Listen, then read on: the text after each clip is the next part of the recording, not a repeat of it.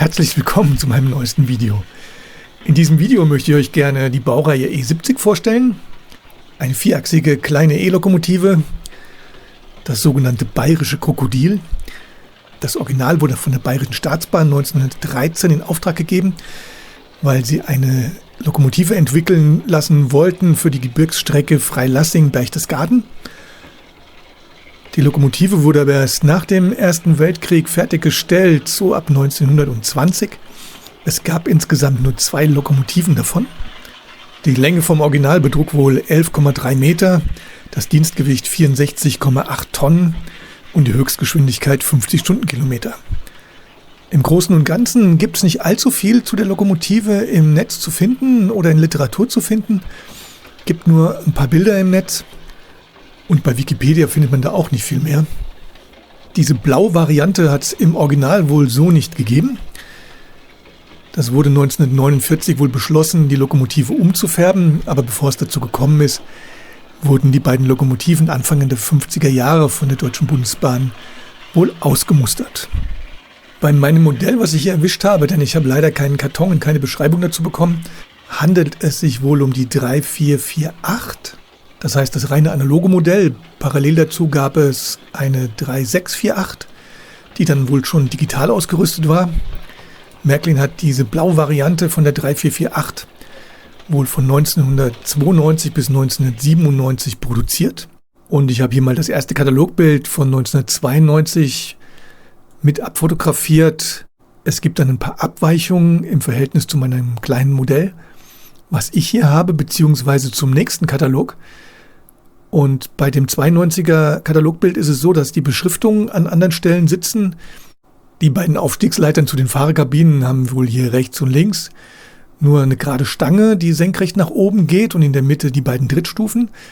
Bei meinem Modell ist es so, dass hinten im Grunde eine dritte Stange zur Stabilisierung mit eingebaut ist. Ich gehe mal davon aus, dass die erste Variante vielleicht nicht stabil genug war und Märklin das nochmal stabilisieren wollte. Und man sieht hier auch auf dem ersten Bild, dass die seitlichen Lüftungsgitter noch mit eingefärbt sind. Und wenn wir uns das zweite Bild hier anschauen, dann sehen wir, dass die Lüftungsgitter hier nicht mehr eingefärbt sind. Wie gesagt, die Trittstufen hinten eine dritte Stabilisierungsstange haben und dass die seitlichen Anschriften an der Lokomotive auch an einer anderen Stelle sitzen.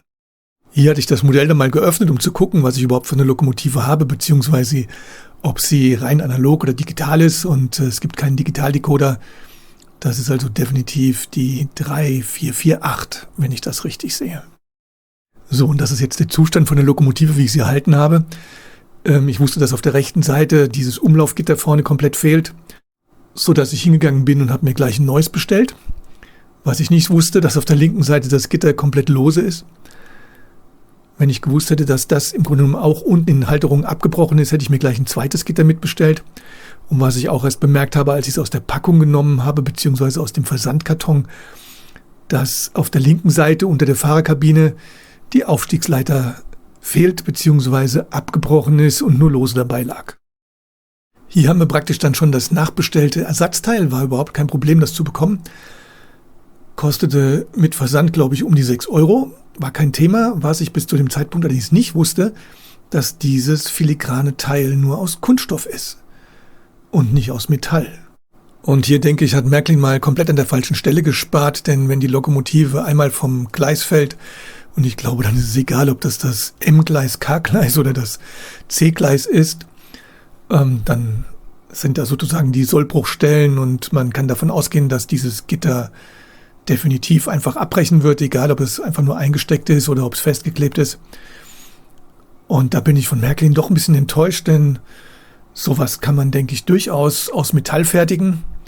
Und ich denke, man hat bei Märklin hier in den 90er Jahren definitiv an der falschen Stelle gespart. Hier habe ich dann nochmal die abgebrochenen Trittleiter, die ich dann nachher auch noch irgendwie befestigen muss. Leider gibt es die nicht mehr als Ersatzteil. Ich habe geguckt, das wäre die Nummer 442200, aber offiziell von Märklin wohl nicht mehr als Ersatzteil. Habe im Internet mal recherchiert, habe auch niemanden gefunden, der diese Leiter nochmal unter dieser Nummer anbietet, sodass ich einfach versuchen werde, sie wieder anzukleben und hoffe, dass sie irgendwie möglichst lange dran bleibt. Ja, und wenn man jetzt sagt, ja gut, dieses filigrane Teil hier aus Kunststoff zu fertigen, das ist wahrscheinlich die einzige Möglichkeit, Dann habe ich links mal einen alten Talbot-Schotterwagen von Märklin, die 4610 daneben gestellt. Der wurde so ab 1956 im Katalog geführt unter der Nummer. Und diese Griffstangen sind hier definitiv aus Metall. Wenn so ein Wagen umfällt, verbiegt sich vielleicht was, man biegt wieder zurück und das ist erledigt. Und ich denke einfach, es wäre durchaus möglich gewesen, mit der Fertigungstechnik 40 Jahre später dieses etwas kompliziertere Teil hier auch aus Metall zu fertigen. Und man wäre dieser Gefahr, dass das Plastik hier bricht, einfach aus dem Weg gegangen. Ich weiß, dass die Lokomotive damals mit Drix konstruiert wurde. Ich glaube nicht, dass es damit was zu tun hatte, dass Drix gesagt hat, wir müssen unbedingt ein Plastikgitter haben, sondern ich befürchte, dass man hier einfach den Sparbrötchenweg gegangen ist. Und das Problem für mich ist, dass selbst wenn ich das Ersatzteil nachher in Kunststoff ja wieder bekommen kann, dass es beim nächsten Mal halt wieder abbricht. All das Gejammer nutzt mir nichts. Ich werde jetzt wahrscheinlich nie herausbekommen, warum das damals so produziert wurde. Ich versuche es jetzt zu reparieren. Mein Vorbesitzer hat hier schon das eine oder andere Teil versucht einzukleben. Die Teile sind abgebrochen, stecken unten praktisch in der Grundplatte. Das versuche ich jetzt aufzubohren, beziehungsweise die Löcher wieder zu öffnen, den Kleber zu entfernen, damit ich das neue Gitter da überhaupt wieder einsetzen kann. So, hier bohre ich dann ein Loch nach dem anderen auf. Leider ist meine dicke Hand davor, aber ich muss das Teil richtig gut festhalten, sonst war es nicht möglich, die Löcher überhaupt aufzubohren, denn das war dann doch anstrengender als befürchtet. Anschließend habe ich mit meinem Bastelskalpell dann noch die Klebereste so gut wie es geht versucht zu entfernen. Und hier fummel ich dann das neue Gitter rein. Tut mir leid, dass ich wieder die Hände davor habe, aber es war leider nicht möglich. Theoretisch wäre eine dritte Hand noch ganz gut gewesen. Aber ich war froh, dass ich es mit 2 Händen halten konnte und gleichzeitig eindrucken konnte, bis diese ganzen Stifte Stück für Stück da wieder eingesetzt waren. Denn sobald ich was losgelassen habe, ist es einfach wieder rausgesprungen. Irgendwann war es dann geschafft. Ich habe das auch immer mit einem Tropfen Kleber versehen, damit das einfach ein bisschen besser hält. Und dann habe ich das Ganze noch ein paar Minuten trocknen lassen, bevor ich an die Leiter gegangen bin. Bei der Leiter blieb mir nicht viel anderes übrig, als die Leiter sozusagen mit Kleber zu fixieren, mit der Pinzette so lange zu halten, bis es einigermaßen angetrocknet war. Ist auch eine ganz knappe Sache, weil da ist wirklich kein Millimeter Platz, wenn das Drehgestell ausschwenkt. Die Leiter begrenzt praktisch auch mehr oder weniger den Schwenkbereich vom Drehgestell, sodass ich befürchte, dass das auch in der Praxis nicht wirklich lange halten wird, aber ich wollte es zumindest versuchen. So, hier haben wir dann die vorläufig reparierte Lokomotive. Den anderen Umlauf auf dem anderen Vorbau habe ich auch nochmal festgeklebt, so gut es eben ging, war auch komplett abgebrochen.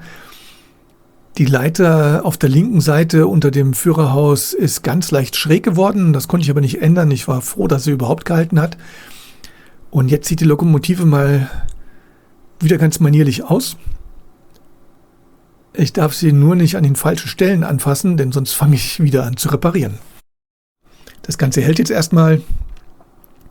Ich bin gespannt, wie lange. Eine Originalpackung habe ich nicht. Wie gesagt, ich kann es auch nicht irgendwo eingewickelt in den Karton stellen. Ich muss da mal schauen, wie ich das mache, ob ich mir vielleicht sogar noch eine Originalpackung besorge, damit die Lokomotive da drin wenigstens geschützt im Regal stehen kann.